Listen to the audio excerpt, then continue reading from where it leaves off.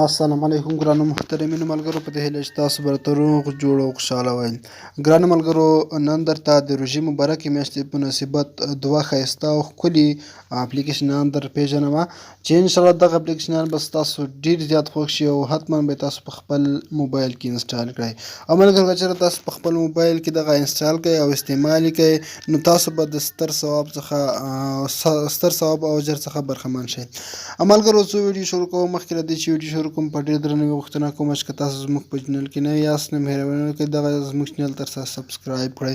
او ملګرو، دغه ویډیو د ثواب په نیت له خپلو نورو ملګرو سره هم شریکه کړئ، تر څو هغوی هم له دغه ویډیو دغه دوه اپلیکیشن څخه ګټه واخلي. ملګرو، د دواړو اپلیکیشنونو لینک په ډسکرپشن کې شته. یو هولي قرآن دی او بل ستر ثواب دی. د ستر ثواب اپلیکیشن خو په پلی سټور کې نشته او هولي قرآن شته.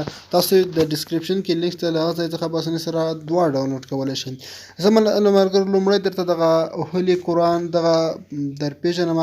د تلاوت لپاره ډېر بهترین اپلیکیشن دی. شاید تاسو ته معلوم نه وي، خو ډېر بهترین اپلیکیشن دی. نوی اپډیټ چې کوم راغلی ډېر زبردست، زما سره اولډ ورژن دی.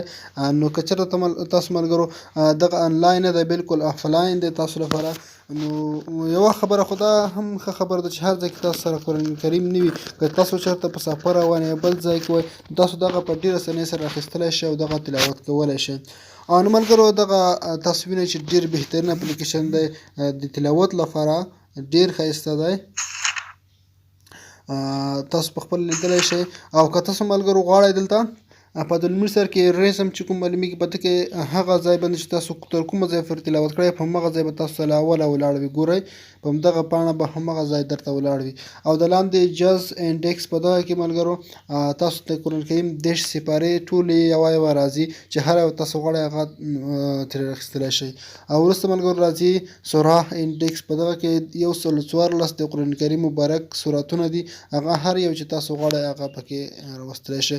او ملګرو، بل دا چې کله تاسو یو سورت خلاص کړئ، غواړئ په همدغه ځای دغه یو سورت ولګوئ چې کومه کوئ د اواز د بره آواز لوړولو بټن چې کومه په دغه کلیک وکړئ، نو دغه په همغه ځای سیو بوک مارک، یعنې دا به دلته سیو شي. تاسو دغه دې ځای کې به په اسانۍ سره پیدا کولی شئ چې کوم پیج غواړئ تاسو یې هلته پیدا کړئ. او غواړئ پیج ډایرکټ پیدا کړئ، هلته به ګو ټو پیج باندې کلیک وکړئ. هغه کوم پیج چې تاسو غواړئ صفحه هغه یوازې ټایپ کړئ. مثلا زه 100 صفحه لیکم، ډن به یې کړئ، تاسو به اتومېټیک هماغه صفحه راوړي. او ملګرو، دغه قرآن کریم اپلیکیشن دوهم ته راځو.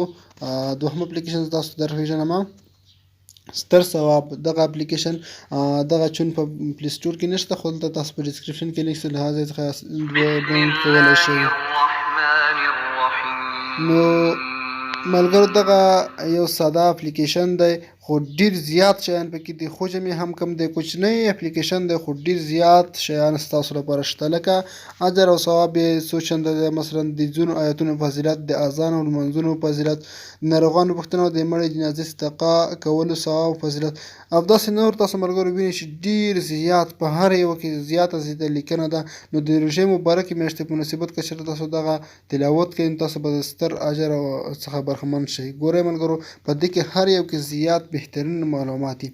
نو هیله ده ملګرو چې دغه ویډیو تاسو خوښ شوي وي.